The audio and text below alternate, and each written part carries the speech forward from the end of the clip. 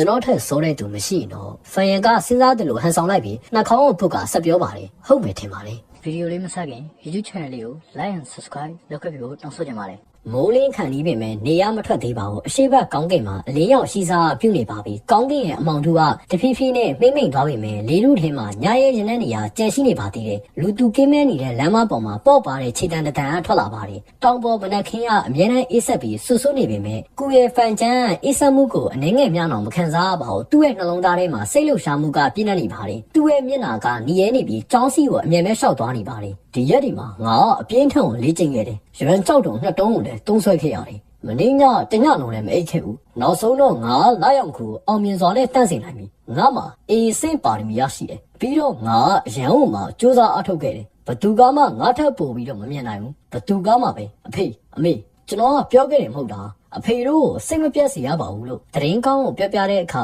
သူ့ဦးလေးနဲ့အတော်တို့ရဲ့ပျော်ရွှင်ပြီးကျဉ်းနေတဲ့မျက်နှာတွေကိုတွေးပြီးတော့ဖန်ချမ်းနှလုံးသားထဲကနေလက်လိုက်လေလေကိုပျော်ရွှင်မှုနဲ့ဂုဏ်ယူမှုကိုခံစားလိုက်ရပါတယ်စောင့်နေကြငါ့ကိုအထင်သေးတဲ့မျိုးနဲ့ဆိုရည်ပြီးတော့ငါရဲ့အကူဒီနေ့ရစပြီးငါကူရဲ့ဖန်ချမ်းကိုအမြင်အစ်နဲ့ကြည့်စေရမယ်ဖန်ချမ်းတွေးလေးစိတ်လှုပ်ရှားလေးဖြစ်နေပါတယ်သူကလက်သီးမဆုပ်ပဲမနေနိုင်တော့ပါဘူးခြေလမ်းတွေကပို့ပြီးတော့ပေါ့ပါလာပါတယ်သူကကျောင်းဝင်ပေါင်းကိုရောက်လာပါတယ်ကျောင်းဆောင်နေတဲ့အဆောင်နှစ်ယောက်ကသူ့ကိုမြင်တော့နားမလည်နို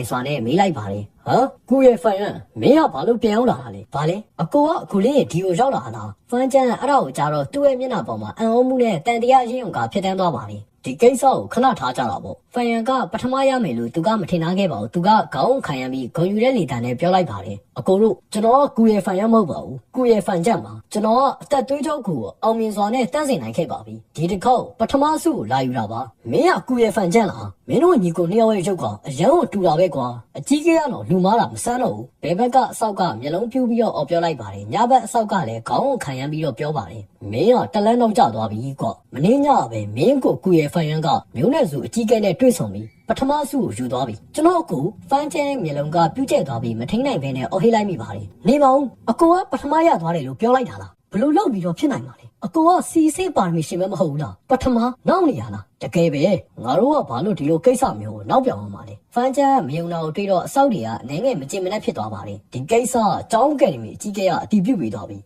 အစင်တမတ်ချက်စင်းကိုလည်းမကြခင်မှာထုတ်ပြန်တော့မှာဗါလေမင်းကိုကဒီအကြောင်းမပြောပြဘူးလားနောက်ထပ်အဆောက်တစ်ယောက်ကလည်းချက်ချင်းပဲဝင်ပြောပါတယ်ဖန်ချမ်းကတော့ကြောင်းရသွားပါတယ်သူကတကားဝါမှာငင်းငိုင်စွာနဲ့ရက်နေပါတယ်အမှန်တရားသူမျောလင့်ထားတာနဲ့အရန်ကိုကြွားချလုံးလို့ဘာတွေဖြစ်သွားလဲဆိုတာတော့သူကနားမလည်နိုင်ဖြစ်နေရပါတယ်ဖန်ချမ်းရဲ့စိတ်ထဲမှာစိတ်ကူးရင်တိုင်ပတ်အချို့ကရှိခဲ့ပါတယ်အဲ့ထဲမှာချင်းချောင်းမှုအရှိဆုံးနှစ်ယောက်ကတော့ကုရဲ့မိုးပေးနဲ့ကုရဲ့ခြံလို့ဖြစ်ပါတယ်သူတို့နှစ်ယောက်စလုံးမှာဘီအစိပါရမီရရှိကြပြီးမျိုးနဲ့စုထဲကအကြီးဆုံးမိသားစုခွဲနှစ်ခုရဲ့ကြောထောက်နောက်ခံရှိကြပါတယ်သူတို့ရဲ့အဖိုးတွေကလည်းဩဇာအာဏာရှိတဲ့အကြီးကဲတွေဖြစ်ပြီးငွေကြေးအရင်းမြစ်ကလုံလောက်စွာနဲ့ရှိကြပါတယ်အကယ်၍ထိုနှစ်ယောက်ကသူ့ထက်စောပြီးပထမရသွားရင်ဖန်ချမ်းကစိတ်ပိုင်းဆိုင်ရာပြင်ဆင်ထားပြီးသားဖြစ်မှာပါစိတ်ပြတ်မိမှာဖြစ်ပေမဲ့လက်ခံနိုင်ပါသေးတယ်တို့ရတယ်အခုပထမရသွားတဲ့သူကကုရဲ့မိုးပေးလည်းဟုတ်မနေသလိုကုရဲ့ခြံလည်းဟုတ်မနေပါဘူးသူ့ရဲ့စိတ်ထဲကစိတ်ကူးရဲ့ရန်သူတွေထဲကတယောက်ကမှဟုတ်မနေပါဘူးထိုရကုရဲ့ဖန်ရန်သူ့ရဲ့အကိုဖြစ်နေပါတယ်အဲ့ဒီစီအစ်ပါရမီရှင်ပါနိုးထခြင်းအခမ်းအနားပြီးထဲကပျက်စီးယုံရင်းသွားတဲ့အဲ့လူပါအတန်းထဲမှာတနေကုန်အိတ်နေခဲ့တဲ့လူပါအရက်အလုံးကြုံတော့ပြီးညဘက်ကိုအိမ်ပြန်မလာတဲ့လူပါ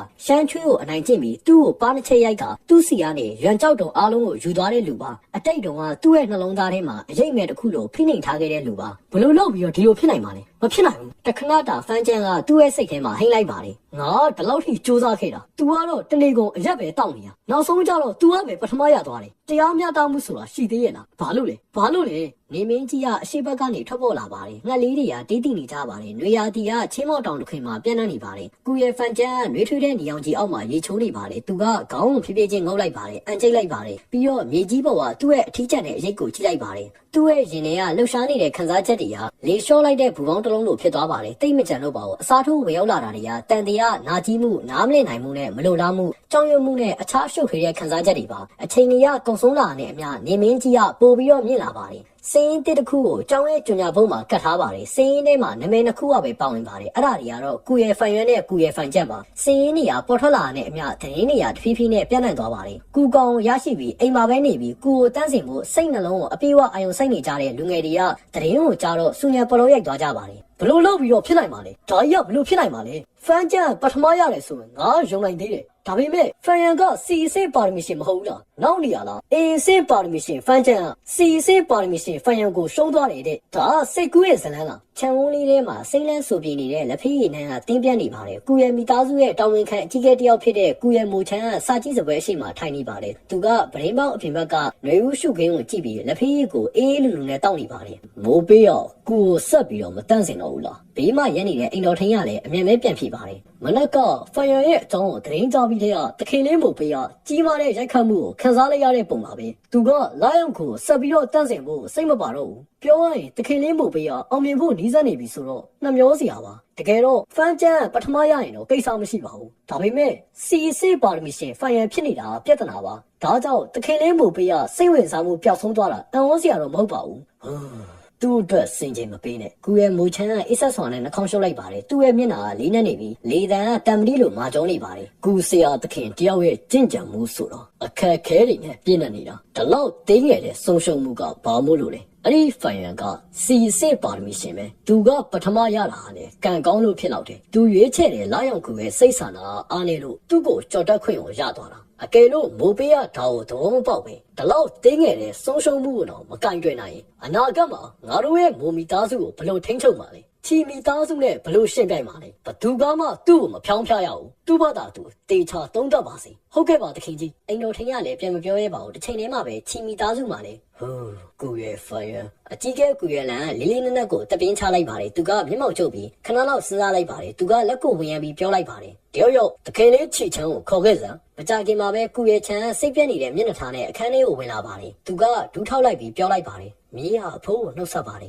်မင်းကဒီတရင်ကိုတီးပြီးသားပုံရတယ်ကိုရလန်သူ့ရဲ့တူးတဲ့သောမြေကိုစိုက်ကြည့်လိုက်ပါတယ်သူ့ရဲ့လေတံနူးညံ့ပြီးဖြည်းဖြည်းချင်းပြောလိုက်ပါတယ်ငါမင်းကိုဒီကိုခေါ်လိုက်တာဒီကိစ္စကြောင့်မင်းရဲ့စိတ်ထဲမှာထိခိုက်မှာစိုးလို့ပဲအသက်သွေးကြောကိုတန့်စင်တာကိုရဲ့ပါရမီနဲ့ကိုကောင်အပေါ်မူတည်တယ်ဖန်ရန်ရဲ့ပါရမီကစီအစ်စ်ပဲရှိပေမဲ့သူကပထမရခဲ့တယ်ဒါဆိုလိုတာသူရွေးချယ်လိုက်တဲ့ကိုကောင်ကမင်းရဲ့လက်ထဲကလာရောက်ကိုနဲ့ရှင်စိတ်ဆန္ဒအများကြီးကိုအားနေတယ်ဆိုတာပဲဒါတွေအားလုံးကကံတရားပဲဒါကြောင့်မီးလေးစိတ်မပြတ်နဲ့ဒါဘာမှမဟုတ်နေဘူးသူကစီအစ်စ်ပဲရှိတာသူကမင်းနဲ့အတူတူပဲဆိုပေမဲ့မင်းတို့မျိုးသူ့စီမှာအရင်မြစ်တွေအများကြီးရမရှိဘူးသူ့ရဲ့အစ်စ်တိုးတက်မဲ့လန်ခီရမင်းထက်ပိုပြီးတော့ခက်ခဲလိုက်မယ်ငါ့ကိုယုံကြည်ပါမင်းကမကြခင်မှာသူ့ကိုကြော်တက်သွားနိုင်လိမ့်မယ်ဒါကြောင့်ဒီအရေးမပါတဲ့ကိစ္စကြီးကိုလွှတ်ချလိုက်ဖိုင်ရန်ကမင်းရဲ့ပြိုင်ဘက်ဖြစ်လာမှာလည်းမဟုတ်သလိုပြိုင်ဘက်လို့ခေါ်ဖို့တော့မထိုက်တန်နေဘူးမင်းရဲ့တကယ်ပြိုင်ဘက်ကအေးစင်ပါရမီရှင်ဖန်ကျန်းနဲ့မိုမီသားစုကမိုးပိတ်ပဲနားလေလားဟုတ်ကဲ့ကျွန်တော်အတိညာပွင့်လေးစေတဲ့အတွက်ကျေးဇူးတင်ပါတယ်အဖိုးကျွန်တော်ကနားလည်ပါပြီအခုပဲသွားပြီးတော့ကူကိုဆက်ပြီးတန်းစင်ပါမယ်ကူရဲ့ခြံရဲ့မျက်နှာပေါ်မှာစိတ်ပြတ်မှုကပြက်ကွယ်သွားပါတယ်အစားထိုးဝင်ရောက်လာတာတက်ကြွတဲ့တိုက်ခိုက်လူစိတ်ပါကောင်းပြီအကြီးကဲကူရဲ့လန်ကလည်းကျင်းနဲ့ဆွန်နဲ့ခေါင်းညှိလိုက်ပါတယ်သူကကျင်နာပြီးသဘောကောင်းတဲ့အပြုံးကိုပြသလိုက်ပါတယ်မြေးလိုက်ပါလေမင်းရဲ့တကယ်ပါရမီကစီအဆင့်ပဲရှိပေမဲ့စိတ်မပူနဲ့အဖိုးကမင်းကိုအစွမ်းကုန်ပံ့ပိုးပေးမယ်နောက်ကြရင်အဖိုးရဲ့အဆင့်တုံးကူအရှိန်မောကိုအသုံးပြုပြီးလာရောက်ကူရဲ့စိတ်ဆန္ဒကိုဖိနှိပ်ပေးမယ်မင်းကဒီကူကောင်ကိုတန်းစင်နိုင်အောင်လို့ကူညီပေးမယ်ကောင်းကင်ကြီးကဆေးကြောထားသလိုပြလဲကြည်လည်နေပါတယ်နေအောင်ကြီးကရွှေအောင်တောက်ပနေပါတယ်တိမ်ဖြူတွေကလွတ်မြောင်းနေပြီးအယောင်စုံကြက်တူရဲ့အုပ်စုတစုကအပြောင်ကောင်းကင်နဲ့တိမ်ဖြူအောက်မှာမြားပုံစံပြန်တန်းရင်အတောင်မှခက်ကတေးတည်နေကြပါတယ်ထိုအယောင်စုံကြက်တူရဲ့တွေကလွေရာဒီမှာမှအုပ်စုလိုက်ပေါ်လာလေးရှိကြပါတယ်သူတို့ရဲ့အမွေးတောင်တွေကရောင်စုံဖြစ်ပြီးလင်းယုံငှက်လောက်အရွယ်စားရှိပါတယ်သူတို့ရဲ့ခေါင်းနဲ့နှုတ်သေးတွေကကြက်တူရဲ့နဲ့တူပေမဲ့အမီးတွေ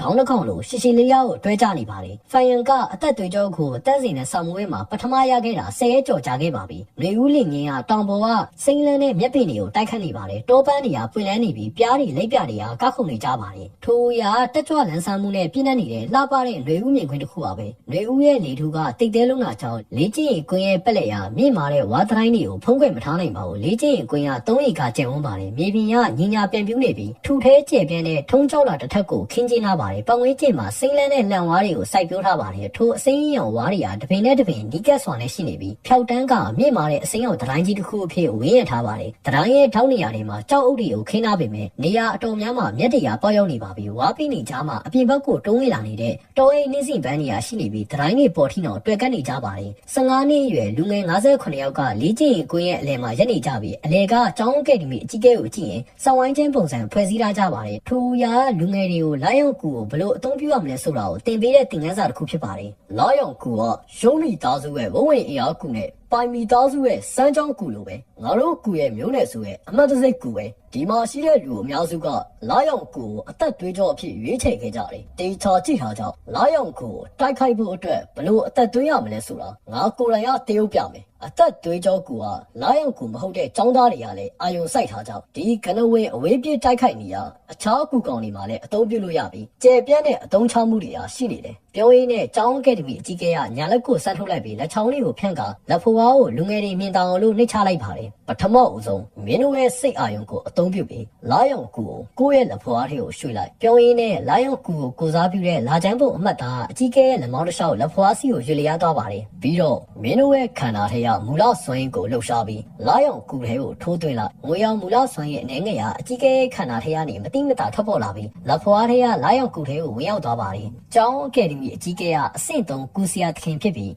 အဆင့်3ကူစီယာသခင်တယောက်ကသာငွေရောင်တောက်ပတဲ့မူလစွမ်းရင်းကိုစူးစီးနိုင်တာဖြစ်ပါတယ်အဆင့်1ကူစီယာသခင်ရဲ့မူလစွမ်းရင်းကိုကျင်းနေအောင်မူလစွမ်းရင်းလို့ခေါ်ပြီးအဆင့်2ကူစီယာသခင်ရဲ့မူလစွမ်းရင်းကိုတော့တန်မဏိအောင်မူလစွမ်းရင်းလို့ခေါ်ပါတယ်အဆင့်3ကိုရောက်မှသာငွေရောင်မူလစွမ်းရင်းကဖြစ်လာမှာဖြစ်ပါတယ်ထိုငွေရောင်မူလစွမ်းရင်းအနေငယ်ကိုဆုပ်ယူပြီးတဲ့နောက်အကြီးကဲရဲ့လက်ဖွားအလေယာလာချမ်းပုံအမှတ်သားချစ်ချင်းပဲပို့ပြီးတော့တောက်ပလာပါတယ်နေဘက်ဖြစ်နေပေမဲ့တောက်ပတဲ့အပြောင်ဖြော့ဖြော့အလင်းရောင်ကိုထုတ်လွှတ်နေတော့မှာအံ့ဩစရာပဲအရန်ကိုလှတာပဲထိုမြင်ကွင်းကိုမြင်လိုက်ရတော့လူငယ်တွေကအံ့ဩတကြီးနဲ့မအော်ဟစ်ပဲမနေနိုင်ကြတော့ပါဘူးရေလိုကြည်လင်နေတဲ့အပြောင်ဖြော့ဖြော့အလင်းကအကြီးကဲလက်ထဲမှာနှိမ့်ပြပြလက်ခနဲ့ဖြစ်နေပါတယ်တစ်ချက်ကြည့်လိုက်ရင်ကျောင်းအကယ်ဒမီအကြီးကဲကလာရောင်တစ်စုပ်ကိုလက်ထဲမှာစုပ်ကင်ထားသလိုပါပဲကျောင်းအကယ်ဒမီအကြီးကဲကပြုံးလိုက်ပါတယ်ဒေချာကြည့်ထားကြောင့်နောက်ဆုံးအဆင့်ရတော့ငါလုံးသူလိုမျိုးပြစ်လွတ်လိုက်ဖို့ပဲပြောရင်းနဲ့သူကဖြန့်ထားတဲ့လက်ချောင်းလေးကိုဖြည်းဖြည်းချင်းပိတ်လိုက်ပါတယ်ပြီးတော့လက်မောင်းကိုမြောက်ပြီးဖြည်းဖြည်းချင်းဆန့်တန်းလိုက်ပါတယ်နောက်ဆုံးမှတော့သူကလက်ဖွားကိုပေါ်ပါစွာနဲ့ဝင်ရလိုက်ပါတယ်သူ့ရဲ့လှုပ်ရှားမှုတွေကတည်ငြိမ်ပြီးအားပါပါတယ်လူငယ်တွေရဲ့နားထဲမှာအတန်တိုးတိုးလေးကိုကြားလိုက်ရပါတယ်ကျောင်းအကယ်ဒမီအကြီးကဲရဲ့လှုပ်ရှားမှုနောက်လက်ဖွားပေါ်မှာစူးစီးထားတဲ့အပြောင်ဖြော့ဖြော့အလင်းကဒီတိုင်းလွတ်ထွက်သွားပါတယ်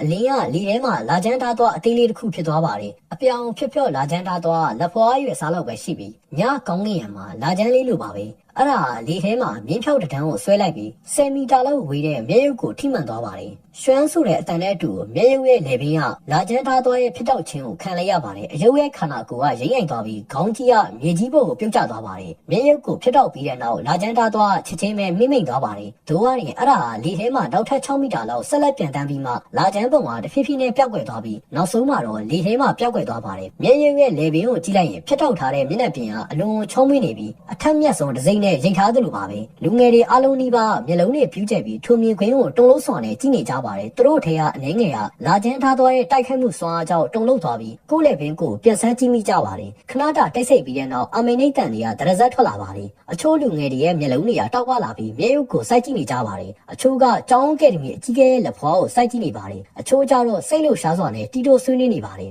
ဖိုင်ရန်တယောက်ထဲရတာလူအုပ်ထဲမှာပုံကွက်နေပြီးမျက်နှာထားကတော့အေးဆက်ကယူမဆိုင်သလိုဖြစ်နေပါတယ်လုံးဝမလှုပ်ရှားပါဘူးသူ့ရဲ့အရင်ဘဝတုန်းကသူ့ရဲ့ကျင့်ကြံမှုအဆင့်ကအဆင့်6ထိကိုရောက်ခဲ့ပြီးအလဲပိုင်းတိုက်ကြီးမှာသွေးတောင်ပိုင်းနှစိုးခန်းကိုတီထောင်ခဲ့ကနောက်လိုက်ထောင်တောင်းချီရှိခဲ့ပါတယ်သူ့ကိုနှစိုးလန်းစင်ရဲ့ဂုံတရင်ကြော့စောတဲ့အရှင်သခင်တယောက်အဖြစ်လူသိများခဲ့ပါတယ်ကျောင်းကဲ့ဒမီအကြီးကဲကအဆင့်3ကူစီယာသခင်တယောက်သာဖြစ်ပြီးထိုနီလန်းကလေးကစားစရာလိုဖြစ်နေပါတယ်ဖိုင်ရန်ရဲ့စိတ်နှလုံးထဲမှာလှိုင်းကြီးရဲ့အနေငယ်လေးများတော့ဖြစ်ပေါ်စီမှာမဟုတ်ပါဘူးကဲမင်းတို့ထဲကလာရောက်ခုအောင်မြင်စွာနဲ့တန်းစင်ပြီးတဲ့သူတွေရှေ့ကိုထွက်ခဲ့ကြတယောက်စီဟာမြေရုပ်တရုပ်ကိုရလိုက်မယ်ငါရဲ့နီလန်တိုင်းလာချမ်းထားတော့အသက်သွင်းပြီးတော့တိုက်ခိုက်နီးကိုလေ့ကျင့်ကြကျောင်းကဲ့ဒမီအကြီးကဲကပြောပြီးတာနဲ့လူငယ်30ကျော်ကမတရေလိုက်ကြပါတယ်ထိုနှစ်မှာမျိုးနယ်စုတစ်ခုလုံးကလူငယ်100ကျော်ကနိုးထခြင်းအခမ်းအနားမှာပါဝင်ခဲ့ကြပါတယ်ကျင့်ကျက်နိုင်တဲ့ပါရမီရှိတဲ့ကျောင်းသား58ယောက်ရှိခဲ့ပါတယ်အဲ့ထဲမှာ35ယောက်ကလာရောက်ကူကိုရွေးချယ်ခဲ့ကြပါတယ်ထိုရက်ဒီမှာစူးစမ်းအားထုတ်ပြီးတဲ့နောက်သူတို့အားလုံးကလာရောက်ကူကိုတန်းစင်ပြီးကြပါပြီကျန်တဲ့လူငယ်အားလုံးကဒီအစင်းပါရမီရှင်တွေဖြစ်ကြပါတယ်သူတို့က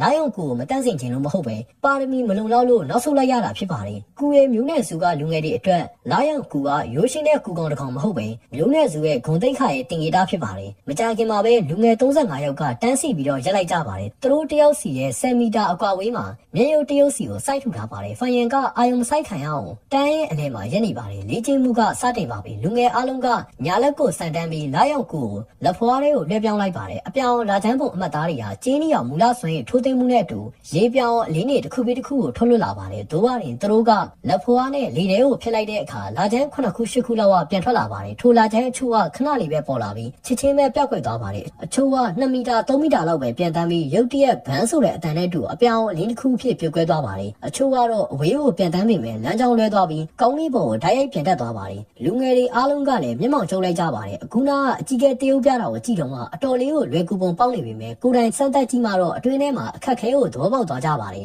်လာကျန်းသားတော့ထုတ်လွှတ်ဖို့နဲ့မျက်ရုပ်ကိုထိမှန်ဖို့ဆိုတာတကယ်မှမလွယ်ကူပါဘူးအကြီးကဲကတော့အပြင်းဝေးလေးနဲ့ကြည့်နေပါတယ်သူကနှစ်တိုင်းထုံမြင်ခွင်းကိုမြင်နေရတာမလို့မအံ့ဩတော့ပါဘူးကျန်တဲ့လူငယ်22ယောက်ကကွင်းပြင်ဘက်မှာမတရက်ပြီးအားကျစွာနဲ့ကြည့်နေုံကလွယ်ပြီးမတက်နိုင်ကြပါဘူး9မိနစ်လောက်ကြာပြီးတဲ့နောက်လူငယ်တွေကလာကျန်းသားတော့တဖြည်းဖြည်းနဲ့ထုတ်လွှတ်နိုင်ကြပါတယ်ခဏတာအတွင်းမှာပဲတိုင်းလေးကျင့်ခွင်းရဲ့ကောင်းကင်ရဲ့မှာအပြောင်ဖြော့ဖြော့လာကျန်းသားသွားတွေဟာနေရာအနှံ့မှာပြန်တန်းနေကြပါတယ်လာကျန်းသားသွားအချို့ကလမ်းတစ်ဝက်မှာပျောက်ကွယ်သွားပါတယ်အချို့ကတော့ကန်ဆိုးစွာနဲ့ပဲအချင်းချင်းတိုက်မိသွားကြပါတယ်အချို့ကတော့ကွင်းပြင်ဘက်ကိုစောင်းပြီးတော့ရှုပ်ထွေးစွာနဲ့ပြန်တန်းသွားကြပါတယ်လာကျန်းသားသွားအနေငယ်လောက်ကသာမျက်ရုပ်ကိုထိမှန်နိုင်ကြပါတယ်တေးကြတာပေါ့ထိုးရမြက်ကန်းကြောင်တစ်ကောင်ကကျွတ်တေးတစ်ကောင်ကိုတိုက်မိသလိုကန်ကောင်းလေးဖြစ်သွားတာပါကျောင်းကယ်ဒမီအကြီးကဲကတဝူးချင်းတင်ကြားမှုကိုစတင်လိုက်ပါတယ်သူကဖန်ကျန်းမိုးပိန်းနဲ့ချီချန်တို့လိုထူးချွန်တဲ့ကျောင်းသားတွေကိုအာရုံစိုက်ပြီးသူတို့ရဲ့ကိုဟန်အနေထားအမားတွေကိုစိတ်ရှိလက်ရှိပြင်ဆင်ပေးကသူ့ရဲ့ကိုပိုင်အသိဉာဏ်တွေကိုတင်ကြားပေးပါတယ်ဖန်ယန်လိုစီအစီကျောင်းသားတွေအတွက်ကတော့အကြံဉာဏ်စကလုံးအနေငယ်လောက်သာပေးပါတယ်ဖန်ယန်ကသူ့ရဲ့လက်ထဲမှာအပြောင်အလင်းကိုစူးစီးနေပါတယ်သူကလက်ဖွားကိုလေထဲမှာအချင်းချင်းဝင်ရမ်းပေမဲ့စူးစီးထားပြီးမထုတ်လို့ပါဘူးကွင်းထဲမှာရှုပ်ထွေးနေပြီးဘသူကမှသူ့ကိုအာရုံမစိုက်တော့ဘူးမြင်တော့သူကစိတ်အလိုကိုရွှေ့လိုက်ပြီးလာယောင်ကူကိုထိန်းချုပ်မှုရှော့ချလိုက်ပါတယ်သူ့ရဲ့လက်ဖွားအနေငယ်ဆောင်းသွားပြီးလဝါးဆောင်နဲ့ခုတ်တဲ့ပုံစံကိုပြုတ်လိုက်ပါတယ်အာယုံမဆိုင်ခံရအောင်ဖန်ယန်ကသူ့ရှိတက်တဲ့ကမျက်ရုပ်ကိုမချိန်ရွယ်ပဲဘဲဘက်အချမ်းကမျက်ရုပ်ကိုချိန်ရွယ်လိုက်ပါတယ်ရွှမ်းဆိုတဲ့အတန်နဲ့တူလာချမ်းသားသွားတစ်ခုကလိမ်မြန်ဆောင်နဲ့ပြန်ထွက်သွားပြီးအလဲရရှုပ်ထင်းနေတဲ့ပတ်ဝန်းကျင်ကိုဖျက်တမ်းကလေထဲမှာမြင်းဖြောက်တဲ့ချောင်းကိုဆွဲပြီးမျက်ရုပ်ရဲ့လေပင်ကိုတိကျစွာနဲ့ထိမှန်သွားပါတယ်မျက်ရုပ်ကတွန်ခါသွားပါတယ်သူ့ရဲ့လေပင်ကလာချမ်းသားသွားကြောက်တဝက်လောက်ပြတ်သွားပြီမယ်မကြခင်မှာပဲပြတ်သွားတဲ့စိမ့်လန်းတဲ့မျက်ပင်တွေကပြန်လဲကြီးထွားလာပြီးရက်တွေကဒိုင်ယာပြောက်ကင်းသွားပါတယ်ထိုမျက်ရုပ်ကတေးကြတာပေါ့တမန်မျက်ရုပ်မဟုတ်ပဲအစင်တဲ့မျက်ရုပ်ကူဖြစ်ပါတယ်သူ့မှာအပင်ခုံတက်တိနဲ့အလိုလျောက်ကုစားနိုင်စွမ်းအနေငယ်ရရှိပါတယ်မျက်ရုပ်ကိုထပ်ပိုင်းပြင်းအောင်မဖြစ်နိုင်သေးဒိုင်ယာကခဏကြာရင်ပြန်ကောင်းသွားမှာပါဝါဒီလာချမ်းသားကိုကြည့်လိုက်စမ်းအံ့ဩစရာပဲဘသူကပြစ်လိုက်တာလဲမျက်ရုပ်ကိုထိမှန်နိုင်တဲ့လာချမ်းသားတော့အရန်ကိုရှားပါတယ်ဖန်ယန်ကပို့ဘာသာတိုက်ခိုက်လိုက်ပေမဲ့အခုချိန်မှာတော့အထင်ရှားဆုံးတိုက်ခိုက်မှုနဲ့အကျိုးတရားမှုကိုဖန်တီးလိုက်တာပါချက်ချင်းဆိုသလိုပဲကွင်းပြင်ဘက်ကចောင်းသားအားလုံးကအံ့ဩတကြီးနဲ့အာမေနိတ်တန်ကိုပြုစေပါတယ်ចောင်းကက်ဒီမီအကြီးကဲရဲ့အာယုံဆိုင်မှုတော့ဆွဲဆောင်နိုင်ခဲ့ပါတယ်သူကမေးလိုက်ပါတယ်အခုတော့လာချမ်းသားတော့မစိုးဘူးပဲမင်းကပြစ်လိုက်တာလားသူကစီစီចောင်းသားတယောက်ကိုမေးခွန်းထုတ်တဲ့အကြည့်နဲ့ကြည့်လိုက်ပါတယ်။ဘာလို့လဲဆိုတော့အဲ့ဒီရုပ်ကသူနဲ့သက်ဆိုင်နေလို့ပါ။အဲ့ចောင်းသားကလည်းမျက်လုံးကိုပုတ်ခတ်ပုတ်ခတ်လုံးနေပါတယ်။လူအုပ်ရဲ့ရုပ်တရက်စိုက်ကြည့်မှုကိုရင်ဆိုင်ရတော့သူကဘာလို့မှမသိဖြစ်နေပါတယ်။ရိုးတသားပြောရရင်အခုနာမြင်ခွင့်ကအရန်ကိုရှုပ်ထွေးနေတာပါ။လာချမ်းသားသွားတွေကနေရာအနှံ့ပြန်တန်းနေတာဆိုတော့သူကပြစ်လိုက်တာဟုတ်မဟုတ်သူတော့မသိပါဘူး။ဒါပေမဲ့ဖြစ်နိုင်တယ်မဟုတ်ဘူးလား။လူငယ်ကတွေးပြီးတော့မသိစိတ်နဲ့ခေါင်းညှိလိုက်ပါတယ်။ပေါင်ရင်းချင်းကចောင်းသားတွေကချက်ချင်းပဲသူ့ကိုလေးစားမှုအစ်စ်တွေနဲ့ကြည့်လိုက်ကြပါတယ်။သူ့နာမည်ကဘာတူလဲចောင်းသားအချို့ကဘေးလူတွေကိုမေးလိုက်ကြပါတယ်သူတော့လာချမ်းသားတော့ဖြစ်နိုင်တရားပဲငါရှုံးမပေးနိုင်ဘူးကူရဲ့မူပီရဲ့မျက်လုံးတွေကလည်းဆုံးဖြတ်ချက်ခိုင်မာမှုနဲ့လက်ခံနေဖြစ်သွားပါတယ်အကူကပြစ်လိုက်တာမဟုတ်ဘူးပဲကူရဲ့ဖန်ကျန်းကတော့တပင်းချလိုက်ပါတယ်ဦးလေးနဲ့အတော်ရဲ့နှစ်သိပ်ပေးမှုကိုခံရပြီးတဲ့နောက်သူကအရင်ကတုံလုံးမှုတွေကနေပြန်လဲတက်တာလာပြီးဖြစ်ပါတယ်အကူကပြီးခဲ့တဲ့အခေါက်ကပထမရတာကံကောင်းလို့ပါစိတ်ဆန္ဒအားနေတဲ့လာရောက်ကူကိုရွေးချယ်မိလို့ပဲကူစီယာသခင်တယောက်ရဲ့ကြင်ကြံမှုကအမြဲတမ်းကံတရားကိုမိခိုလို့မရဘူးကျုပ်ကအကိုကိုအနိုင်ယူပြမယ်ဖန်ကျန်းစိတ်ထဲမှာကိုအားပေးလိုက်ပါတယ်မင်းကလောက်တာကောင်းတယ်စပ်ပြီးတော့ကြိုးစားအခုနောက်ခံစားမှုကိုဖမ်းဆုပ်ထားကျောင်းကယ်ဒမီအကြီးကဲကကျောင်းသားရဲ့ပခုံးကိုပုတ်ပြီးအပြုံးနဲ့အားပေးလိုက်ပါတယ်လူငယ်ကတော့စိတ်လို့ရှားစွာနဲ့ခေါင်းညှိလိုက်ပါတယ်သူ့ရဲ့မျက်လုံးတွေကမတူညီတဲ့အလင်းရောက်နေတောက်ပလာပါတယ်အကြီးကဲကအခွင့်အရေးယူပြီးကြီးညာလိုက်ပါတယ်နားထောင်ကြဒါမင်းတို့ရဲ့အိမ်စာပဲအတန်းပြီးရင်ကောင်းကောင်းလေ့ကျင့်ကြ3ရက်နေရလက်တွေကိုစစ်ဆေးမယ်ဘသူမဆိုအကောင်းဆုံးရလက်ရတဲ့သူကစုလက်အနေနဲ့ရွံကြောက်တုံ10တုံးကိုရရှိလိမ့်မယ်အားလုံးပဲကြားလားအိုးចောင်းသားတွေကလည်းတုတ်ပြန်အော်ဟစ်လိုက်ကြပါတယ်စုလက်အဖြစ်ရွံကြောက်တုံရရှိမယ်လို့ကြားတော့သူတို့ကပို့ပြီးတော့စိတ်လှုပ်ရှားမလာပဲမနေနိုင်ကြပါဘူးတို့ကနေ3မိနစ်ကျော်ကြာပြီးတဲ့နောက်ကောင်းကင်ရဲ့မှာပြန်တန်းနေတဲ့လာချမ်းသားသွားတွေကတဖြည်းဖြည်းနဲ့ကျဲပါသွားပါတယ်လာချမ်းသားသွားတစ်ချက်ကငါရဲ့မူလဆိုရင်10ရာခိုင်နှုန်းတော့ကိုဆုံးစေတယ်ကွာ လာချန်တာတော့ရဲ့ကုံဆုံးမှုကအရန်ကိုများလုံးတယ်ငါစီစစ်ပါရမီပဲရှိနေတာငါရဲ့မူလပင်လေဟာကျင်းနေအောင်မူလဆွဲ38ရာခိုင်နှုန်းကိုပဲတွန်းလုံးနိုင်တယ်ငါ3ချက်စတိုက်ပဲပြစ်နိုင်တာရက်တန့်သွားတဲ့လူငယ်အားလုံးကစိတ်ပြက်လက်ပြက်နဲ့ညီးတွားလိုက်ကြပါတယ်။ကျောင်းကက်ဒမီကြီးကဲကထိုအရာအားလုံးကိုမြင်တွေ့နေရပြီမဲ့ဘာမှမပြောပါဘူး။စိတ်ထဲမှာတော့တပင်းချလိုက်ပါတယ်။ဒါမြင့်မာတဲ့ကြင်ကြံနိုင်စွမ်းတဲ့ပါရမီရှိခြင်းရဲ့အကျိုးကျေးဇူးပဲ။လာချန်ထားတော့အသုံးပြုဖို့ကစကားနှလုံးပဲရှိတယ်။လေ့ကျင့်မှုကပြီးပြည့်စုံစေတယ်။ပါရမီမြင့်မာတဲ့သူတွေကမူလပင်လေအထက်မှာမူလစွမ်းရည်ကပိုများပြီးမူလစွမ်းရည်ပြန်လဲတက်တာလားလည်းပိုမြတ်တယ်။လေ့ကျင့်ဖို့အခွင့်အရေးကိုပိုပေးတယ်။ပါရမီနေတဲ့သူတွေကအစားထိုးရန်ကြောက်တုံးအသုံးပြုနိုင်ပြီးလေ့ကျင့်မှုပမာဏကိုတိုးမြင့်နိုင်တယ်။ပါရမီလည်းမမြင့်ရန်ကြောက်တုံးလည်းမရှိတဲ့သူတွေအတွက်ကတော့လေ့ကျင့်ခြင်းနဲ့ဆိုရင်တော့အင်အားရှိမှာမဟုတ်ဘူး။ဟိုကုစီယာသခင်တယောက်ရဲ့ကြင်ကြံမှုကအယံမှာရက်ဆက်တယ်။ပါရမီမြင့်တဲ့ចောင်းသားတွေကိုပဲငါဂယူးဆိုင်တာပို့ပြီးတော့ကောင်းပါမယ်။နေဝင်သွားပါပြီနေဝင်စည်းစာအလင်းအောင်ကတော့ကောင်းကင်မှာလောင်ကျွမ်းနေတော့မှအဝေးရတောင်တန်းတွေကိုကြည့်လိုက်မယ်ဆိုရင်ထူထဲတဲ့ပြမုံတလွားဖုံးလွှမ်းနေပြီးတဖြည်းဖြည်းနဲ့မဲနဲ့လာနေပါတယ်ကျောင်းကက်ဒမီမှာထိုနေ့သင်ခန်းစာတွေကပြီးဆုံးသွားပါပြီကျောင်းသားတွေက2ယောက်တည်း3ယောက်တည်းထွက်ခွာလာကြပါတယ်ဒီနေ့ကတကယ်ကိုပျော်စရာကောင်းတယ်ကွာငါအများကြီးကိုတင်ယူခဲ့ရတယ်အထူးသဖြင့်လာယောင်ကူကိုဘလို့3ယောက်မလဲဆိုတာပေါ့လေထဲမှာပြန်တန်းနေတဲ့လာချမ်းသားကလည်းအရက်မှကန်ဆိုးတာငါမှပါရမီကမလုံလောက်ဘူးအနာဂတ်မှာငါထောက်ပံ့ရေးကုစီယာသခင်တယောက်ပဲဖြစ်နိုင်ပြီစစ်မြေပြင်ကိုမတော်နိုင်တော့ဘူးလူငယ်တွေကစိတ်ဝင်စားနဲ့ပြောဆိုနေကြပါတယ်အချို့လူတွေကသူတို့ရဲ့မိတ်ဆွေတွေကိုဖိတ်ခေါ်လိုက်ကြပါတယ်အတူတူထမင်းသွားစားကြရအောင်ပြီးရင်ဆောင်းဝိုင်တောက်မယ်လေဘလို့လဲကောင်းပြီအဲ့တော့အကြံကောင်းမယ်မင်းတို့ကအရင်သွားနေကြပါငါကျောင်းကယ်ဒမီရဲ့ကူခန်းသားဆိုင်ကိုသွားပြီးအိမ်မှာလေ့ကျင့်မှုအတွက်မျက်ရုပ်တရုပ်ကိုတောင်းဝယ်အောင်မယ်ဖိုင်ယန်ကတော့ကူခန်းကိုတယောက်ထဲလာခဲ့ပါတယ်ကျောင်းကယ်ဒမီရဲ့ကူခန်းထဲမှာအမျိုးအစားစုံလင်တဲ့အဆင့်တစ်ကူကောင်တွေအများကြီးကိုတုံးလုံးထားပါတယ်ဖိုင်ယန်ရဲ့လာရောက်ကူကအိတ်ထဲကနေအခမဲ့ရွေးချယ်ခဲ့တာဖြစ်ပါတယ်အချိန်အတိုင်းအတာတစ်ခုကြာတိုင်းကျောင်းသားတွေဟာကူကောင်တစ်ကောင်အခမဲ့ရယူနိုင်တဲ့အခွင့်အရေးရှိကြပါတယ်အကယ်၍သူတို့ကအပိုကူကောင်ကိုလိုချင်နေဆိုရင်တော့ပတ်စံပေးရပါတယ်ဖိုင်ယန်မှာရေတူအတွင်းအခြားကူကောင်တွေကိုတန်းစင်ဖို့ကရွေးချက်မရှိပါဘူးသူကကူခန်းပေးရဆိုင်ကိုရှောက်သွားလိုက်ပါတယ်အဲ့ဒါကတော့ဆိုင်ငယ်လေးတစ်ဆိုင်မှာဆိုင်ထဲမှာကျောင်းသား9ယောက်ကရှိပြီးဆိုင်ရှင်နဲ့မျက်ရုပ်တွေကိုဈေးဆစ်နေကြပါတယ်ဂျူနီယာညီလေးပါလားဆိုင်ကိုတာဝန်ယူထားတဲ့အဆင့်တစ်ကူစီယာသခင်ကအသက်20အရွယ်ဖြစ်ပါတယ်ဖိုင်ယန်ကိုမြင်ပြီးတဲ့နောက်သူကသူ့အလုပ်ကိစ္စတွေကိုလုပ်ဆောင်ရင်ဖိုင်ယန်ကိုဥဆောင်လုပ်ဆက်လိုက်ပါတယ်ဖိုင်ယန်ကတော့အံ့ဩသွားပါတယ်ထိုကူစီယာသခင်ကကျန်းရဖြစ်နေပါတယ်တဲကုခန်းမှာမုတ်ဆိုးရီကိုတင်ကန်းစာပေးခဲ့တဲ့လူငယ်ကူစီယာသခင်မှာ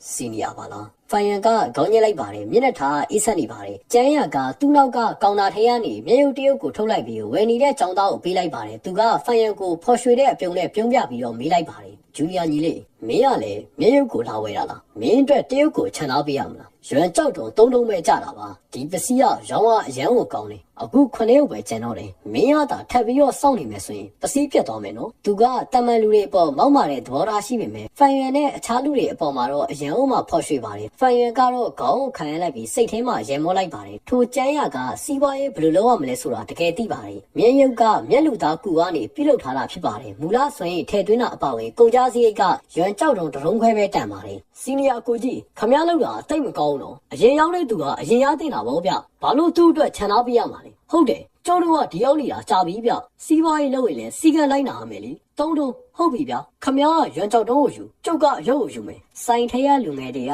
9ရုပ်ပဲကျန်တော့တယ်ဆိုတာကိုကြားလိုက်ရတော့စိုးရိမ်သွားကြပါတယ်သူတို့ကဈေးစစ်တာကိုရပ်တန့်လိုက်ပြီးအရုပ်ဝယ်ဖို့အတွက်ရွံကြောက်တုံးတွေကိုထုတ်လိုက်ကြပါတယ်မကြခင်မှာပဲသူတို့9ယောက်လုံးကကျင်းနှက်ဆွန်နဲ့ထွက်ခွာသွားပါတယ်ဂျူနီယာညီလေးမင်းရောမျက်ရုပ်ဝယ်ချင်လားကျန်းရကအပြုံနဲ့မေးလိုက်ပါတယ်သူတို့တော့ကုံသွားပြီလို့ပြောလိုက်တာတကယ်တော့10ခုမြောက်ရုပ်ကရှိသေးတယ်တကယ်လို့ဂျူနီယာညီလေးမင်းကမဝင်တော့အခွင့်အရေးကောင်းလက်လို့ရတော့မယ်နော်ဖိုင်ယန်ကတော့မျက်ရုပ်ကိုစိတ်ဝင်စားပါဘူးသူကခေါင်းခံရပြီးရွံကြောက်တုံတရုံးကိုထုတ်ကကောင်တာပေါ်ကိုတင်လိုက်ပါတယ်ကျွန်တော်ကလာမင်းတစ်ခွပန်းပွင့်ဖတ်10ခုကိုဝယ်ခြင်းတယ်ကျန်းရကဖိုင်ယန်ကိုကြောင်တုံနဲ့စိုက်ကြည့်လိုက်ပါတယ်သူကရွံကြောက်တုံကိုယူလိုက်ပြီးကောင်တာအစွဲကိုဆွဲဖွင့်လိုက်ပါတယ်စက်ကူအိတ်တဲကြီးကိုထုတ်ပေးလိုက်ပါတယ်လာမင်းတစ်ခွပန်းပွင့်ဖတ်10ခုတခုမှမရောဘူးရေတွက်ကြည့်လို့ရတယ်ဖိုင်ယန်ကကိုယ်တိုင်စစ်ဆေးကြည့်လိုက်ပါတယ်အမှားရင်မရှိတော့တွေ့တော့မှဆိုင်ငယ်လေးထဲကနေထွက်လာခဲ့ပါတယ်ကူကောင်တွေကအစာကျွေးဖို့အတွက်လိုအပ်ပါတယ်ကူဆရာသခင်တွေကကူကိုတန်းစင်ပြီးတော့အသုံးပြုကြပါတယ်တစ်ချိန်တည်းမှာပဲကူကောင်ကိုပြုစုပြထောင်ဖို့ကလည်းလိုအပ်ပါတယ်ကူတန်းစင်ကခက်ခဲပြီးပုံကံမှုအနေနဲ့က ရှိပါတယ်။ကူကောင်အသုံးပြုရတာမလွယ်ကူပဲလေ့ကျင့်မှုအများကြီးကိုလိုအပ်ပါတယ်။ကူပြုစုပြထောင်တဲ့အသိပညာပို့ပြီးတော့ကျေပြန့်နိုင်ဆိုင်ပါတယ်။ဘာလို့လဲဆိုတော့ကူကောင်တွေကအမျိုးအစားပေါင်းစုံရှိပြီးသူတို့ရဲ့အစားအစာတွေကလည်းကွဲပြားခြားနားလို့ဖြစ်ပါတယ်။အချို့ကမြေကြီးကိုစားသုံးဖို့လိုအပ်ပါတယ်။အချို့ကတော့ကြဲရောင်လိုအပ်ပါတယ်။အချို့ကတော့မျက်ရည်ကိုတောက်ဖို့လိုအပ်ပါတယ်။ပြီးတော့အချို့ကကောင်းကင်ကိုထက်တိမ်တွေကိုဆွတ်ယူဖို့အတွက်လိုအပ်ပါတယ်။ဖိုင်ရမှာအခုရှိနေတဲ့ကူ3ကောင်ကိုဥပမာယူကြည့်။လာရောက်ကူကတစ်နေ့2ကြိမ်မနက်တစ်ကြိမ်ညတစ်ကြိမ်လာမင်းတစ်ခွပန်းပွင့်ဖတ်တွေကိုစားသုံးဖို့လိုအပ်ပြီးတစ်ကြိမ်ကိုပန်းပွင့်ဖတ်2ခုကျွေးရပါတယ်။တင်ပေါဖို့ကူကောင်အတွက်ကတော့ဝိုင်တောက်ဖို့လိုအပ်ပါတယ်။စိမ့်လန်းကဝိုင်အိုတိုကသူ့ကို4ရက်ထောက်ပံ့ပေးနိုင်ပါတယ်။နှွေဦးဆောင်ပစည်းရင်ခွဲရတော့ပို့ပြီးတော့ထူးခြားပါတယ်။သူကသူ့ရဲ့အသက်စွမ်းအားကိုထိမ့်သိမ့်ဖို့အချိန်မြင့်ထရရေကိုဓာတ်ရိုက်တောက်သုံးနိုင်ပါတယ်။အချိန်မြင့်ကထိုကဘာကြီးလေပန်းနေတာကိုထောက်ပံ့ပေးထားပါတယ်။ထိုရာကောင်းကင်ဘုံအဝေးကြီးမှာရှိနေရမဟုတ်ပဲလက်တကမ်းမှာရှိနေပြီးလူတိုင်းရဲ့ဘေးနားမှာစီးဆင်းနေပါတယ်။တက်ရှိတဲ့တော်အားလုံးရဲ့လှူရှားမှုတိုင်းဟာအချိန်ရဲ့တွန်းအားပဲလိုအပ်ပါတယ်။အချိန်ကရေစီးသလိုပဲလျင်မြန်စွာနဲ့ကုံဆုံးသွားပါတယ်။အချိန်မြင့်ကမမြင်နိုင်အယောင်မရှိပေမဲ့တက်ရှိတဲ့တော်အားလုံးကတော့တကယ်တော့အချိန်မြင့်ထဲမှာနေထိုင်ပြီးတော့တည်ရှိနေကြတာဖြစ်ပါတယ်။လာမင်းတစ်ခွပန်းပွင့်ဖတ်အိတ်ကိုဝယ်ပြီးတဲ့နောက်ဖန်ရန်က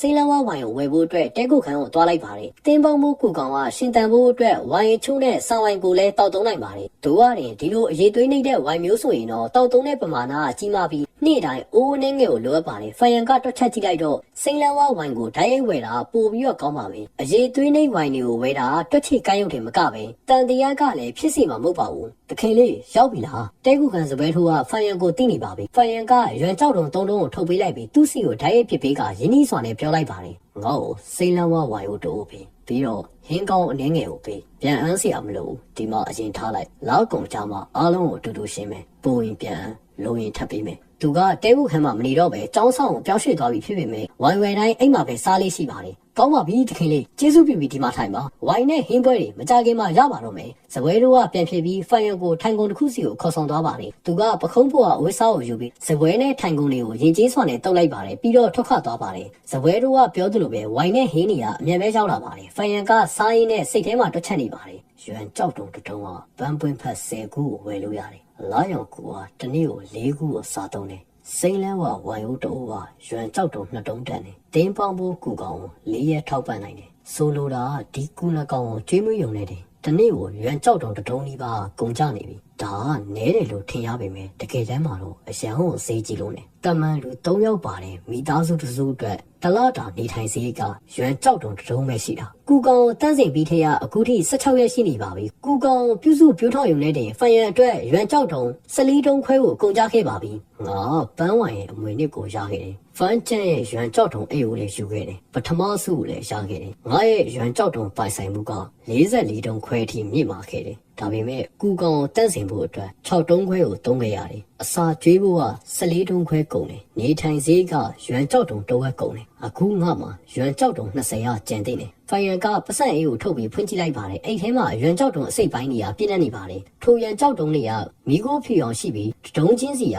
ဘဲဥပုံထူးတဲ့တူညီကဘဲဥလောက်ပဲရွေစားရှိပါတယ်ရေတွက်ကြည့်ရင်တော့တကယ်ကိုပဲရွံကြောက်တုံ20ပဲကျန်တော့ပါတယ်ဆိုလိုတာဝင်ငွေသာမရှိဘူးဆိုရင်ဖိုင်ရန်ရဲ့ကြံရှိနေတဲ့ရွံကြောက်တုံကသူ့အတွက်လောက်ဝက်လောက်ပဲခံပါတော့မယ်သူကအခြားရွယ်တူတွေလိုမဟုတ်ပါဘူးသူတို့ကအနည်းနဲ့အများမိတ်ဆွေတွေနဲ့ဆွေမျိုးတွေရဲ့အကူအညီကိုရကြပါတယ်အထူးသဖြင့်ကူရဲမိုးပင်းနဲ့ကူရဲချန်တို့လိုအကြောင်းသားတွေဆိုရင်တော့ရွံကြောက်တုံပြက်လက်မှုဆိုတာရှိမနေပါဘူးဖိုင်ရန်အတွက်ကတော့ကိုယ့်ဘာသာကိုနီးလန်းရှာရမှာဖြစ်ပါတယ်ဦးလေးနဲ့အတော်ကငါရဲ့နေထိုင်စည်းကိုဖျက်တောက်လိုက်ပြီဒါပေမဲ့မျိုးနဲ့ဆိုရဲကျောင်းအကယ်ဒမီကကျောင်းသားတွေကိုထောက်ပံ့ခြင်းအနေနဲ့ရက်သက်တစ်ပတ်တိုင်းရွံကြောက်တုံ3တုံးကိုပေးတယ်ကြည်ရတာ3ရက်နေကျင်းပမဲ့လာချမ်းထားသွားဆောင်မွေးပွဲမှာငါကောင်းကောင်းလှုပ်ဆောင်ပြီးစုလက်ရွံကြောက်တုံ10တုံးကိုရယူတင်တယ်ဖိုင်ရန်ကတွေးနဲ့အစားအစာကိုဝါနေပါတယ်သူ့ရွယ်မှာခန္ဓာကိုယ်ကကြီးထွားနေတဲ့အချိန်ဖြစ်ပါတယ်မတိလိုက်မပါတာပဲနဲ့အစားအစာတွေအကုန်လုံးကဘိုက်ထဲကိုရောက်သွားပါပြီမဖွင့်ရသေးတဲ့စိမ့်လန်းဝဝိုင်အိုးကိုကောက်ယူပြီးဖိုင်ရန်ကခြေလန်းနဲ့ငယ်ရွှေ့ကတဲကုတ်ခန်းကနေထွက်လာခဲ့ပါတယ်တခင်လေးသူ့နောက်ကနေဆိုင်ကူကလိုက်လာပါတယ်တခင်လေးကိုပြောပြစရာရှိလို့ပါတလားမပြေးခင်ရွာကိုကုံတဲ့အဖွဲ့ရောက်လာတယ်ထုံးစံအတိုင်းဆိုရင်တော့သူတို့က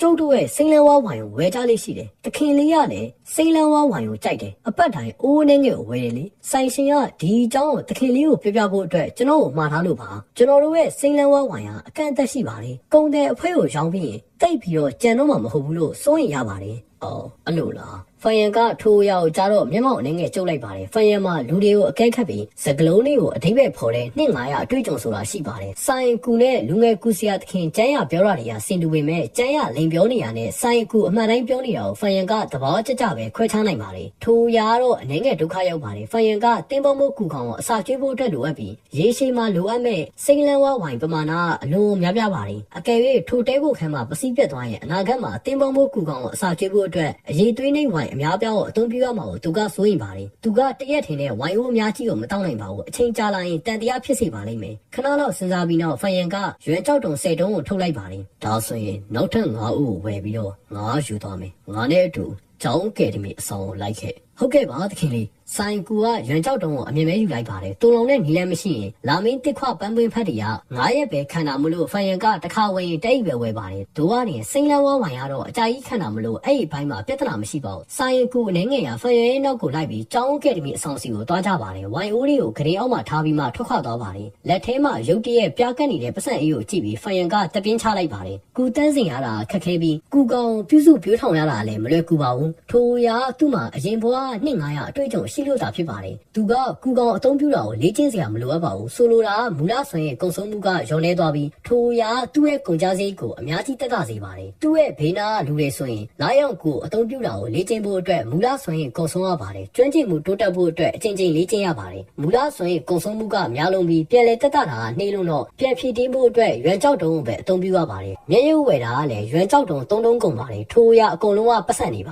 ါကံကောင်းလို့ပဲငါရဲ့ຫນွေဦးဆောင်ပစင်းရဲ့ခွေဟာအချိန်ကိုစားတော့ပြီးအခြားအစားအစာတွေကိုမစားလို့ပေါ့မဟုတ်ရင်တော့ငါမွဲနေတာကြာပြီတက်နိုင်မှာမဟုတ်တော့ဘူးဖိုင်ယန်ကအလွန်ကံကောင်းတယ်လို့ခံစားလိုက်ရပါတယ်။ကူကောင်ရဲ့အဆင်ရမြင့်လေလေအစားစားခြင်းစိတ်ကပိုကြီးလေလေပါ။ဒါမှမဟုတ်အစားအစာရှားပါလေလေပြုစုပြထောင်ကပိုပြီးတော့ခက်ခဲလေဖြစ်ပါတယ်။အစင်းနဲ့တမန်ကူတကောင်ကတရက်ကိုရွံကြောက်တုံမူလားကြောက်တုံတစ်လုံးကနေ2တုံးအထိစားသုံးပါတယ်။အစားအစာဝယ်လို့ရတာကောင်းပါသေးတယ်။အချို့ကူကောင်တွေရဲ့အစားအစာရှားအရန်ခက်ပြီးဈေးကွက်မှာမရှိနေပါဘူး။မျိုးဦးဆုံးပစင်းရင်ခွဲရဲ့အစားအစာအချိန်ဖြစ်ပြီးအဲ့ဒါပိုလုံးတော့အဖိုးတန်ပါသေးတယ်။ဆူရိုးစကားရှိနေပါတယ်။ရွှေတလက်မကအချိန်တလက်မကိုမွေနိုင်ပါဘူး။ပတ်စံဘယ်လောက်ရှိအချိန်ကဝယ်လို့ရမလားမရပါဘူးထိုသီအိုရီရဆိုရင်ကူစီယာသခင်တယောက်ကကူကိုတန်းစင်နိုင်တဲ့အရေးအတွက်ကကန့်သက်ချက်မရှိပါဘူးတန်းစင်နိုင်တွေ10ကောင်အကောင့်100အကောင့်1000ဆိုရင်တော့ရပါတယ်ကူကတန်းစင်ခြင်းနဲ့ကူရီအတွက်ကဘလောက်ပဲဖြစ်ဖြစ်တန်းစင်နိုင်ပါတယ်ဒို့ကနေတကယ်တမ်းကျတော့ကူစီယာသခင်တယောက်မှာအများအဖြစ်ကူကောင်4ကောင်ဒါမှမဟုတ်5ကောင်လောက်ပဲရှိတတ်ပါတယ်ဘာလို့လဲဆိုတော့အကြီးမားဆုံးအကြောင်းရင်းကသူတို့ကပြုစုပြောထောင်ပေးဖို့မတက်နိုင်ကြလို့ပါကူကောင်တွေရဲ့အဆင်ရမြင့်မာလေးလေကျွေးမွေးရတာပို့ပြီးတော့ဈေးကြီးလေဖြစ်ပါတယ်ထိုးရာကူစီယာသခင်တွေကိုမကြာခဏငွေကြေးကျက်တဲစေပြီးခေါင်းကိုက်စေပါတယ်နောက်ထပ်အကြောင်းရင်းတစ်ခုကတော့သူတို့အသုံးပြုဖို့အတွက်မတက်နိုင်ကြလို့ပါလာရောက်ကိုအသက်သွင်းပြီးလာချမ်းသားသွားတစ်ချက်ကိုတိုက်ခိုက်တာမူလဆိုရင်10ရာခိုင်နှုန်းကိုကုန်ဆုံးစေပါတယ်စီစင်ကူစီယာသခင်တယောက်က3ချိန်4ချိန်ပဲတိုက်ခိုက်နိုင်ပြီးသူ့ရဲ့မူလပင်လေထဲကမူလဆိုရင်ကကုန်ခန်းသွားပါလိမ့်မယ်ကူကောင်ဘလောက်များများပြုစုပြောထောင်ပါစေအသုံးမပြုနိုင်ရင်အလကားဖြစ်မနေဘူးလားထို့ကြောင့်ကူစီယာသခင်ကြီးညံချင်းမှာဆိုရိုးစကားတစ်ခုကရှိနေပါတယ်ကူကောင်ကိုပြုစုပြောထောင်တာမေငယ်ထားတာနဲ့စင်တူပါတယ်တဲ့မေငယ်ထားဖို့အတွက်အစားအစာအဝတ်အစားအိမ်စားတာတွေကိုဝယ်ပေးရပါမယ်အရန်ဈေးကြီးပြီးမေငယ်အများကြီးထားရင်ကုန်ကြစရိတ်ကလည်းအရန်ကိုများပါလိမ့်မယ်တမန်လူတွေကမတက်နိုင်ကြပါဘူးအများကြီးထားနိုင်မယ်ဆိုရင်တော့မှယောက်ျားတစ်ယောက်အနေနဲ့အင်အားအကန့်အသတ်ရှိပြီးသူကမတက်နိုင်ပါဘူးသူကအလကားပြုစုပြောထောင်ထားနေပါမလားကူစီယာသခင်ရဲ့အဆင်ကမြင့်တက်လာပြီမယ်ကူကောင်ရဲ့အစားအစာစံနှုန်းကလည်းမြင့်တက်လာပါတယ်ထို့ကြောင့်ကူစီယာသခင်တွေက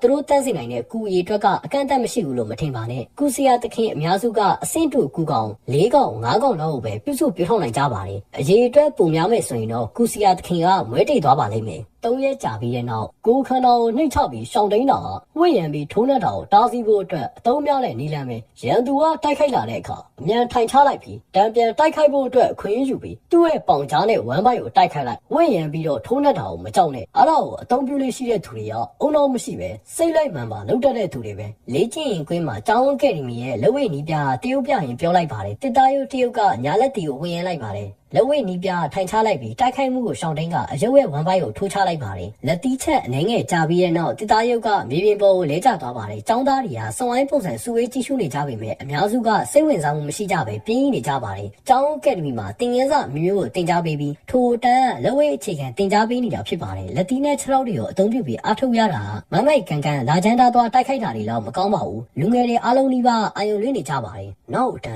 းလာရောက်ကိုအသုံးပြုမှုဆောင်မှုပဲကွာမင်းတို့ရဲ့လေ့ကျင့်မှု အခြေအနေတွေကဘယ်လိုလဲမစိုးပါဘူးငါလာချမ်းထားသွား3ချက်ကိုထုတ်လွှတ်နိုင်တယ်ဒါပေမဲ့3ချက်လုံးထိမှန်ဖို့ကတော့ရှားတယ်ကွာအများအဖြစ်မြေရုံ2ရုပ်ကိုပဲထိမှာ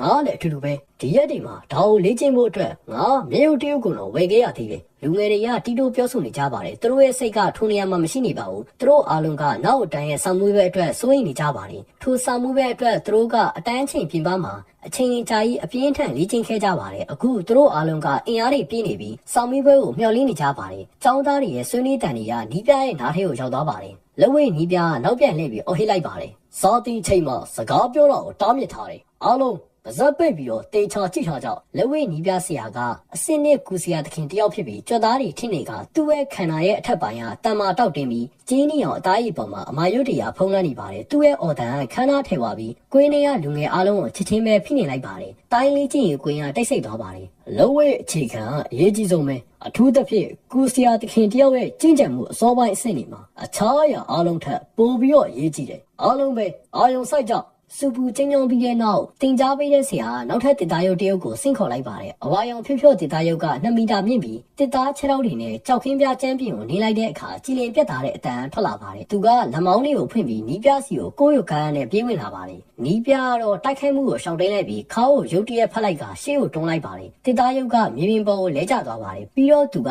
တစ်သားရုပ်ရဲ့ခေါင်းပေါ်ကိုတက်ထိုင်လိုက်ပြီးခေါင်းကိုမိုးတိကျသလိုလက်သီးတွေနဲ့ခေါင်းကိုမိုးတိကျသလိုလက်သီးတွေနဲ့အမြန်ပဲထုံးနှက်လိုက်ပါတယ်တစ်သားရုပ်ကခဏလောက်ခုခံပေမဲ့နီးပြရဲ့မိုးတိလိုလက်သီးတွေကြောင့်ခေါင်းကကြီးမော့သွားပါတယ်အဲ့ဒါမြေပြင်ပေါ်မှာမလုံမရနဲ့လဲကျသွားပါတယ်နီးပြကလည်းမတည့်ရလိုက်ပါတယ်သူ့ရဲ့အသက်ရှူတန်တည်ငြိမ်ပြီးတော့ရှေလျားနေတော့မှသူကចောင်းသားတွေကိုရှင်းပြပါတယ်အနီးကပ်တိုက်ပွဲမှာအရက်ရှိတဲ့ရန်သူနဲ့ရင်ဆိုင်ရတဲ့အခါမကြောက်ရွံ့နဲ့ပြိုင်ဘက်ရဲ့ဟန်ချက်ညီမှုကိုဖျက်ဆီးတာရန်သူကိုထိန်းချုပ်ဖို့အတွက်ဉာဏ်ပညာရှိတဲ့နည်းဗျူဟာပဲအခုတော့ငါလုပ်တယ်လို့ပဲရန်သူရဲ့ခေါင်းကိုဖက်တင်ပစုံယုံကိုထိန်းချုပ်ပြီးရှေ့ကိုတွန်းလိုက်ပြီးရင်ရန်သူရဲ့ကိုယ်ပေါ်ကိုတက်ခွပြီးအပြင်းထန်ကိုထိုးနှက်ကာကွယ်ဖို့မရည်ရွယ်တဲ့သူတွေကချက်ချင်းပဲပြိုလဲသွားနိုင်မယ်။ចောင်းသားတွေကခေါင်းငိမ့်လိုက်ကြပြီမဲ့အများစုကအကြည့်တွေကသဘောမတူတဲ့ပုံစံတွေဖြစ်နေကြပါတယ်။ခေါင်းဆောင်နီးပြကတော့အရာအလုံးကိုမြင်နေရပြီးစိတ်ထဲမှာခါးသီးစွာနဲ့ပြုံးလိုက်ပါတယ်။အတိတ်တုန်းကလည်းအမြဲတမ်းဒီလိုပါပဲလူငယ်တွေကသဘောကျကျပဲလှပတဲ့အရာတွေကိုသာအလွယ်တကူနဲ့စိတ်ဝင်စားတတ်ကြပါတယ်။ကိုယ်တိုင်မကြုံတွေ့ရပဲအခြေခံလက်သီးထိုးတာတွေကန်တာတွေရဲ့အရေးပါပုံကိုနားလည်ဖို့ကလူငယ်တွေအတွက်ခက်ခဲပါတယ်။တကယ်တမ်းတော့အထူးသဖြင့်အစောပိုင်းအဆင့်ကူစီယာသခင်တွေအတွက်အခြေခံလက်သီးထိုးတာတွေကန်တာတွေ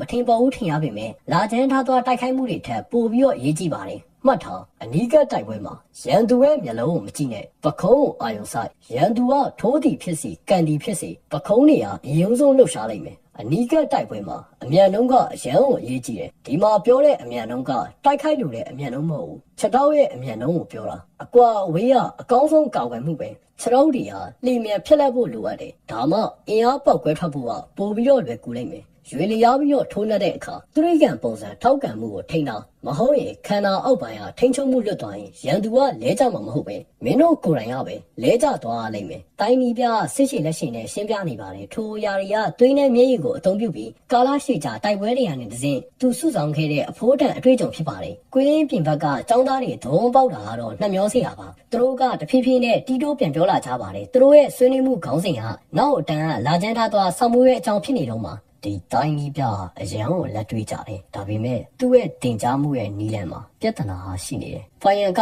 လူအုပ်ထဲကနေတိတ်တဆိတ်နဲ့ကြည့်ရင်ခေါင်းငိမ့်လိုက်ခေါင်းခလိုက်လုံနေပါတယ်ထုံနီးပြရဲ့တင်ကြားမှုကစနစ်တကျမရှိပါဘူးစိတ်ဝင်စားမှုတသက်နဲ့သူကတင်ချင်တာကိုတင်နေရပါထို့ကြောင့်သူတင်ပေးတာတွေကရှုပ်ထွေးပြီးများပြားကရှုပ်ထွေးနေပါတယ်ចောင်းသားအများပြားအစပိုင်းမှာဂယူတဆိုင်နဲ့နားထောင်ကြပေမဲ့တဖြည်းဖြည်းနဲ့စိတ်ဝင်စားမှုပျောက်ဆုံးသွားပြီးအခြားဘက်ကိုအာရုံပြောင်းသွားကြပါတယ်ဖိုင်ယန်တယောက်ထဲရတာဂယူတဆိုင်နဲ့နားထောင်နေပါတယ်အခြားလူတွေကတင်ယူနေကြတာသူကတော့ပြန်လဲသုံးသပ်နေတာပါသူ့ရဲ့တိုက်ပွဲအတွေ့အကြုံကတိုင်းနီးပြထက်အများကြီးပိုပြီးတော့ကြွယ်ဝပေမဲ့အခြားသူရှင်းပြတာကိုနားထောင်ရတာကလည်းကျင့်ကြံမှုရဲ့အတီးပြုခြင်းတစ်မျိုးပဲဖြစ်နေပါတယ်။ကူစီယာသခင်ရဲ့တိုက်ခိုက်မှုပုံစံကိုပုံမှန်အားဖြင့်အနီးကပ်တိုက်ပွဲတစ်ပွဲနဲ့အဝေးပစ်တိုက်ပွဲဆိုပြီးတော့ခွဲခြားထားပါတယ်။လာချမ်းသားသွားတိုက်ခိုက်မှုကအဝေးပစ်အမျိုးအစားဖြစ်ပေမဲ့အတင်းအကျပ်ပြောရရင်အလေလက်နဲ့အဝေးပစ်ကြားလို့ပဲသတ်မှတ်လို့ရပါတယ်။ဘာလို့လဲဆိုတော့သူ့ရဲ့တိုက်ခိုက်မှုကအကွာဝေး10 မီတာပဲရှိနေလို့ပါ။အကယ်၍အနီးကပ်တိုက်ပွဲကူစီယာသခင်ဆိုရင်တော့ထိုတိုင်းနီးပြအကောင်းဆုံးဥပ ဖို့မှာပါသူတို့ကပုံမှန်အားဖြင့်ခန္ဓာကိုယ်အားဖြင့်ပေးနိုင်တဲ့ကူကောင်တွေကိုရွေးချယ်ပြီးတော့ကျင့်ကြံလေးရှိပါတယ်ထိုကူကောင်တွေကသူတို့ကိုတာမန်လူတွေထက်တာလုံတဲ့ခွန်အားနှိမ့်မြန်ဖြစ်လက်မှုတုတ်ပြန်မှုနဲ့ခံနိုင်ရင်စတာတွေကိုပေးစွမ်းပါတယ်ထိုတိုင်းနည်းပြလိုပါသူ့ရဲ့အရေးပြကျင်းနီအောင်ဖြစ်နေပါတယ်ထိုအရာသူ့ရဲ့သဘာဝအသားရောက်မဟုတ်ပဲကျင်းနီတရေကူရဲ့အကျိုးတရားမှုဖြစ်ပါတယ်ကျင်းနီတရေကူကကုစီယာသခင်ရဲ့အသားရဲ့ကာကွယ်မှုကိုအကြီးအကျယ်တွန်းမြင့်ပေးပြီးပျက်စီးထိခိုက်မှုတွေကိုပို့ပြီးတော့ခံနိုင်ရင်ရှိစေပါတယ်လာဂျန်ဒါသွားတဲ့ချက်ကမူလဆိုရင်10ရာခိုင်နှုန်းကိုကောက်ဆုံးတယ်တိုက်ပွဲမှာကုစီယာသခင်တယောက်ကဘယ်နှကြိမ်သုံးနိုင်မလဲအရေးအတွက်ကနည်းတယ်အထူးသဖြင့်အစ်စ်တွေအတွက်ဆိုရင်ထိရောက်တဲ့တိုက်ခိုက်မှုကိုမဖြစ်စေနိုင်ဘူးဝက်ဖဲအနေနဲ့ပဲသုံးလို့ရမယ်သူ့ရဲ့ဖြက်စီးအားထက်ဟန့်တာမှုကပိုပြီးတော့ကြီးမားတယ်အဆင့်1ကုစီယာသခင်တယောက်အတွက်အသုံးဝင်ဆုံးကတော့တိုင်းပညာပဲဘာလို့လဲဆိုတော့တိုင်းပညာတိုက်ခိုက်မှုတွေဟာပိုကြာရှည်ခံပြီးပိုပြီးတော့စိတ်ချရလို့ပဲသူတို့ကိုယ်တိုင်ကမကြုံတွေ့ရတယ်လို့မသိကြတာတကယ်ကိုနှမျောစရာပဲဖိုင်ယန်ကသူ့ရဲ့ဘေးနာရွယ်တူတွေကိုတစ်ချက်ကြည့်လိုက်ပြီးနှက်ခမ်းတောင်းမှာအေးဆက်တဲ့အပြုံးကပေါ်လာပါတယ်အခြေခံတိုင်းပညာအတန်းပြီးဆုံးသွားပါတယ်ခဏတာအနားယူပြီးတော့ကျောင်းကဲ့တမီအကြီးကဲကလူငယ်တွေရဲ့မျော်လင့်တကြီးအကြီးအောက်မှာနောက်ကျမှရောက်လာပါတယ်သူကလက်ကိုဝင်ရပြီးဝါတိုင်းအောက်ကမျက်ရည်တန်းတွေကိုညွှန်ပြကလူရင်းကိုတန်းပြောလိုက်ပါတယ်ကဲဒီနေ့ရဲ့ရလက်ကိုစစ်ဆေးမဲ့နေပဲမင်းတို့က9ယောက်တည်းတစ်ဖွဲ့တယောက်ချင်းစီတက်လာပြီးလာကျန်းသားတော့3ချိန်တိုက်ခိုက်ကြပထမကျောင်းသားအဖွဲ့ကတက်လာပြီးလာကျန်းသားသွားတွေဟာလေထဲမှာကားခုန်နေကြပါတယ်3ကြော့ပြီးတဲ့နောက်လာကျန်းသားသွား9ချက်ကပဲမြေရုပ်ကိုထိမှန်ပါတယ်ကျောင်းကဲ့တမီအကြီးကဲကခေါင်းကိုအနေငယ်ခံရလိုက်ပြီးအနေငယ်မချင်မနှက်ဖြစ်သွားပါတယ်ထိုထိမှန်မှုနှုံကနှိမ့်ကြလုံးပါတယ်အဓိကအချက်ကတော့9ယောက်ထဲက2ယောက်ကလာကျန်းသားသွား2ချက်ကိုပဲထုတ်လွှတ်နိုင်ခဲ့တာပါမင်းတို့ကနောက်ပိုင်းမှာကောင်းကောင်းလေ့ကျင့်ရမယ်အထူးသဖြင့်မင်းပြီးတော့မင်းအကြီးကဲကသူတို့ကိုအနေငယ်စူပူလိုက်ပြီးလက်ကိုဝင်ရလိုက်ပါတယ်နောက်တစ်ဖွဲ့ကျွန်တော်